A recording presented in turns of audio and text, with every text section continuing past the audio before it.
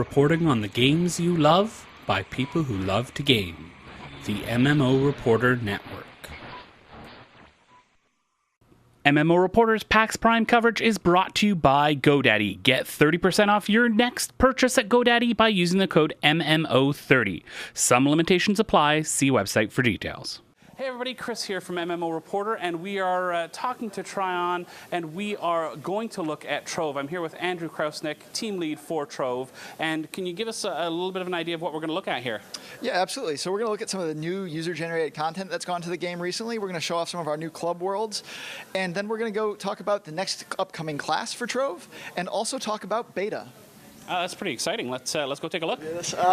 Yeah, so this is, Trove, a voxel-based builder all about cubes. So not only is the world built out of cubes, you can modify, build, destroy anything you want to, but also everything in the game is also built out of cubes. The players, your hair, your mounts, the corgi you can ride around, and it's an MMO. So you're going to go out, you're going to adventure, you're going to collect stuff, you're going to play online with people. So I know a lot of your audience has, been introduced to this game already. So I think today we might actually show off more of our community creations and some of the kind of new features we've added for them to play around with in the game. And then maybe even show off some of the dungeons they've put in recently as well. So let's go through, first of all, jump through an adventure world. Let's see what we can do in terms of finding some of our new dungeons. Yeah. Oh, yeah, we got to do the class. Mm-hmm. Let's do the Dracolite. So the Dracolite is our latest class. He actually is voted on by the community. They went ahead, they came up with a bunch of ideas, they voted on their favorites, and the word dragon, I think, just eventually won out. So what this guy does is he has a flamethrower kind of basic attack, and he has this little familiar flying around, his little dragonling, right? And as you hit enemies with your flamethrower, he charges up, and he has a very powerful attack. You also have this bomb you can throw. If there's no enemies around, or if you just want to blow stuff up, you can throw those down, hit it with your flamethrower, and also charge him. And his ultimate ability, actually, well, you should just push the button. That is awesome. Huh. And so this actually charges faster, takes less damage, and can also ride mounts. Nice. Nice. We'll show that one again later. All right, yeah, so let's go ahead and jump through an adventure world, and we'll kill some stuff, we'll show off some dungeons, and then we can jump through and we can show off some of our new features like sports balls, mag riders, and music blocks. Perfect timing. I think this is taken. Oh yeah, it's not. All right. Yeah. So this is a community created dungeon. Everything from layers and dungeons, weapons, hats, masks. Most of it, I'd say about 90% of it maybe, are made by members of the community. We have a whole system set up on Reddit where people will submit their creations and we'll give feedback and sort of filter out what works best for Trove, and then we'll actually implement it in the game. So this is one where they've created a bunch of different rooms and it all gets plugged together, and then it becomes populated automatically with various quests. And are you finding as players go through this process of submitting stuff, are they getting better at getting stuff that fits better in the game? Oh yeah, absolutely. I mean, it's funny because it's a learning. Oh, there's someone here. Cool. It's a learning process for both the users and myself because I look over a lot of this stuff. So there's this sort of figuring out what works best for the game overall, and there ends up being different things that we require as we come up with new systems and new ideas, and then players will sort of learn how to plug this stuff together better and better and better and better, and then we'll get crazy dungeons that have tons and tons of rooms that all connect together randomly and have crazy jump puzzles or really cool traps, and we give them a whole set of design tools to be able to really build that stuff on their own. There's very little that we do on our end. It's all handled by a system now. Yeah. Yeah, so as you can see here, something that I always like to point out is, so you saw a few other people run through here. Even when they kill things, you're getting experience and loot at the same time. So we have sort of an ad hoc party system. So kind of if you're hanging out with people in the same area, fighting the same things, everyone's going to get loot at the same time. It's a very, sort of PvE-focused, community-focused game. You're always like encouraged to just go hang out, play with other people playing the game, play with your friends, play with random strangers. There's no reason not to. You're not going to lose out. Right, and that's one of the things. You go into an adventure world, one of of the first things that you see. Is it find a random friend? So actually, that's gone through some iteration. So one of the things, we're a very rapid development cycle game. Like, we put out features early, we patch twice a week, Tuesdays and Thursdays, and we're going to keep that up even going into beta. And it actually turned out that was like, some people really liked it. Like, you could go find a random person, but some people just want like a really chill experience. They didn't want random people showing up, and it actually caused a lot of problems. So we've actually gone to the second iteration of this feature. There's now outposts you can find in the world that open a permanent portal between that location and the center of the world. So as you unlock new outposts, you can sort of like quick jump to those locations to meet up with people, but it's not jamming you into the middle of their adventure, which maybe they didn't want you to be there. It worked out for a lot of people, but we wanted to make a feature that worked out for everyone playing the game. Oh, that's a cool mound. Better one. One of my favorites.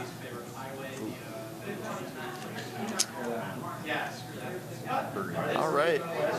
It's another little mini quest coming up here. So this one's a assault style quest. So once you activate that, you're gonna have some bad guys to fight. There you go. Looks like some Yetis. There we go. So the bombs that I throw down, other players can hit, and they'll be able to do damage to them, cause them to explode as well. So there's strategy, kind of not just for myself, but for others, to put bombs out and have players sort of kite monsters to it, and then blow them up, so we can do extra damage. Yep. So there's that loot. Everyone gets it. Why don't we show off some of the community-created loot? So we've talked about this dungeon, right? The community has made these dungeons, assembled it, put it in the game. But there's also some really cool, like the hats, masks, swords. So you can just swap to the knight, probably. Yeah. Let me get. We can cheat. I'm gonna cheat. We're devs. So who's one, right? Or It's zero. Gunslinger, you're always ruining it for me. There we go. All right. All right, so we'll flip around Hey, here. We'll get up Gunslinger's close. my class. I like So- that. Come on, be nice. Gunslinger's great. Wait, there we go. Okay.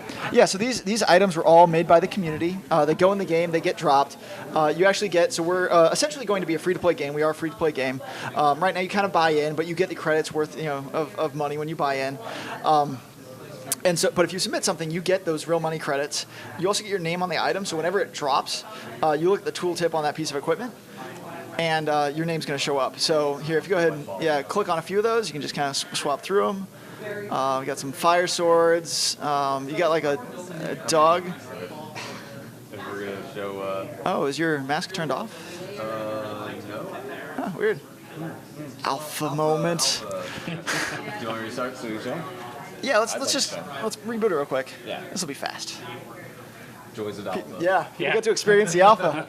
Join us. Well, that's actually one of my kids watched me when I was playing this, and they really liked the different masks. Why don't you check your settings, see if they're toggled. Oh, they're actually. Yeah. Oh, anyway, yeah. Continue. Your kids. Yeah, my kids love the different Social. masks that you can get out. Nope. Sorry. Do / show hat, show face. They didn't make it there yet. That's what editing is for. Yeah. So we're actually right now we're working on transmogrification. Oh yeah. So the idea is basically you can take any of these looks you like, Yeah. store them, save them for later. Actually, once you learn it forever. Yeah. And then you can apply it to anything. The other thing we're doing is we're actually making it so our game's kind of all about broad progression, right? It's about learning a lot of new crafting recipes, collecting them, getting them as drops. It's about learning new looks for weapons. It's about leveling up a lot of different classes. So we're actually working on a meta progression system where every time you level up or collect a new recipe or a new look, it's going to give you some experience points that are going to increase your level and give you new additional unlocks. So you really want to kind of collect everything in the game. So this is our barbershop. A lot of these hairstyles actually were also made by the players, and they're almost all fantastic. So yeah, they're just, I love them. That is great. That's new. I haven't seen that one Wow. yet. All right. One of the joys of adding stuff all the time is like, Yeah. I'm just surprised. Nice hat. Covered in the pug hat. Oh, great. Okay, so yeah, let's go ahead and show off the mag riders, mag rails. So this is one of our recent features. Well, let's talk about clubs. Clubs are another one of our recent features. So these are a lot like guilds you might be used to. As you can see here, this is my club list. I'm in 5 clubs. You can be up to 5 clubs at a time. Each club has a chat channel. It has a club world, so a world for members of that club. And within that world, you can build whatever you want. You can terraform it. You can expand it. They can be gigantic. So we're going to go to one. I actually haven't built in this one, but it is amazing. So let's go to the. Oh, this one is mine. We're going to mine.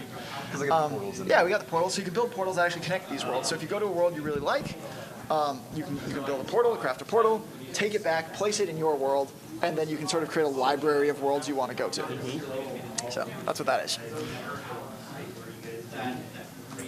So we can go ahead and respawn here. So we jump back to the origin of the world. And so what we're going to show you here is a second type of mount. So we have this kind of regular type, increases your speed. Pretty cool. Bonus class. The second type of mount is the mag rider. The mag rider kind of putters around if you're not on a mag rail. But if you're on a mag rail, it's a little slow, a little bouncy.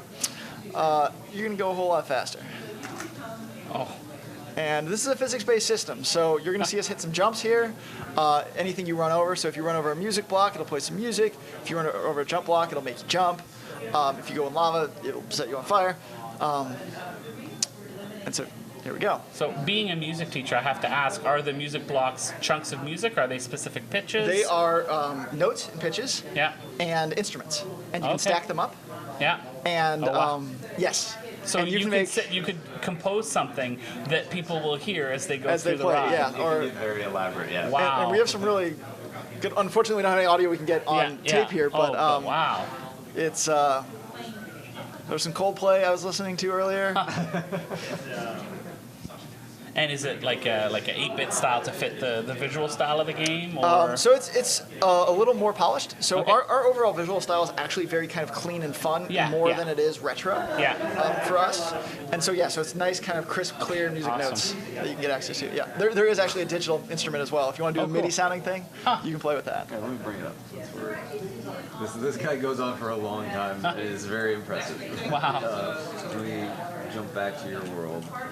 But we're not gonna be able to show the music on video, so we don't need to do it now. Get the idea. Yeah. You can we'll sing it for you. There you go. Yeah, we'll act it out. You can listen to it if you like on here, but On here. Let me throw the headphones on here. Yeah, go ahead and describe it. Yeah, just gotta respond. describe it. How does it make you feel? It sounds like colors. Where is it? There it is. Okay. Yeah. Alright, so now you can see how they're constructed. So like those mushroom are the instruments, and then the notes are below it. So different C, D, different. Interact with them to change them. Interact to change. Obviously, only if you have permissions in that world. Right. Anyone can listen, but you need world permissions in order to be able to modify. That is cool. So. I wonder if I can get it here. Let me just try. It's worth a shot. Everything's professional here. Exactly. So yeah, people have made, and if you put a rail on top of this, you can just like listen to it while it goes. Yeah. And obviously completely open-ended. Yeah, you just build whatever you want. It's a lot of fun. That is really cool. This is all player created too. Someone took the time to make all of this craziness. And that's got to be hard, as you're building the game, because you're in a lot of ways you're building tools for the players. Correct. And you're building the world, and then at some point you got to go, okay, go nuts. Yeah, and that's why we often do a lot of like really early features, and we put it in version 1. That way, if it takes off, we know, okay, we really want to polish this and make it better. And if it doesn't, we didn't spend a lot of time trying to make it. So a big part of why we patch so often, it's not just to fix bugs or improve the game, it's to make sure that we can iterate as much as we possibly can on features.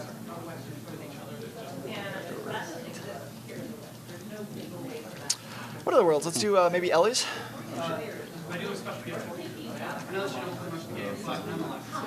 So this is just another world that someone's built. This one we really like because of the level of detail that's gone into it. So a lot of these worlds are more expansive, really big. This one, someone just went nuts.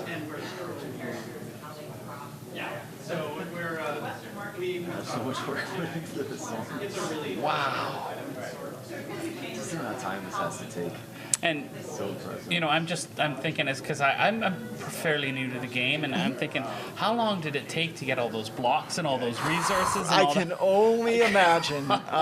Quite some time. So one of the next really big things for us coming up is we're going to beta. So right now we're in alpha, and what beta means for us, we're still going to rapid develop. We're still adding a lot of new stuff to the game, but we found that like a lot of our core features at this point are ready, and we want to do a wipe. We're going to do a wipe. We've announced we're going to do this wipe. We're going to refund everyone's credits for all our supporters and give them plus 50% more. So people should support now if they're interested in that. And then we're not going to wipe again after we go to beta. So our beta date that's coming up, we're ready to announce it, is going to be September 25th. So pretty soon. And we're super excited because after we do this wipe, we're not going to wipe anymore. People can log in, they can keep their worlds, they can keep the stuff they earn. It's going to be really, really cool because our game is all about building, creation, acquisition of stuff. And so that's going to be something that's super important for us to get past. And we're pretty much ready to announce, say we're going to do it, and go for it. So. And is there any way to save blueprints or layouts or anything so that after the wipe someone can come back in, they've created this amazing world? We're looking at saving the worlds, sort of like a read-only state, so they're not going to be modifiable anymore. Yeah. People are going to have to start with new worlds, but that's kind of part of the fun. Yeah. And but some of the really old impressive ones we're planning to have stick around in a certain state as well. So cool. Yes. Awesome. Sort of like a world museum. All right. Well, I think that's about it. One other thing. We have a new class. We're also teasing right now. Go ahead and show that off. This is our Neon Ninja. So this is from the new biome, the Neon City biome coming up. So just kind of run around. Right now, all you can do. Love the sword behind. Yeah, that's awesome. It's really fun. Like we just have so much leeway with the Dracolite and the Fey Trickster. Yeah. Now the Neon Ninja. We can just do like I said, our game is about being fun. So if it seems like a fun class concept, we're pretty much going to go for it. And you've got so much freedom being sort of genre agnostic, where you're not stuck fantasy. Right. You're everything. Right. What we want to do, we try to keep each thing in its own kind of thematic container. Mm-hmm. So it's a lot like how Lego approaches their aesthetic design. It's like we want it to feel cohesive in its container, but then you can take it out, mash it all together, do what you want with it. It's yours to play with. Wow. I just finished a Let's Play video series on Trove. It was an absolute blast. I know that I'm going to have to head back home. I want to try all the new classes. And then you teased that the Neon Ninja. Yep. Man, that's going to be killer. Yeah, I can't wait for that. Like it's our first really foray into like a stealth-based class, which I know a lot of people have been asking for. And it's also got a theme that's really even more outside of what we've done up till now, and I'm super excited about it. Yeah, it's really cool, and with beta right around the corner, I mean, this must be a very exciting time for you. Yep, can't wait. Like this wipe and beta and going forward from there, it's really the next phase of the project, and we cannot wait. Awesome. Well, thanks so much for taking the time, and I can't wait to see everybody else in game. All right, thanks, guys.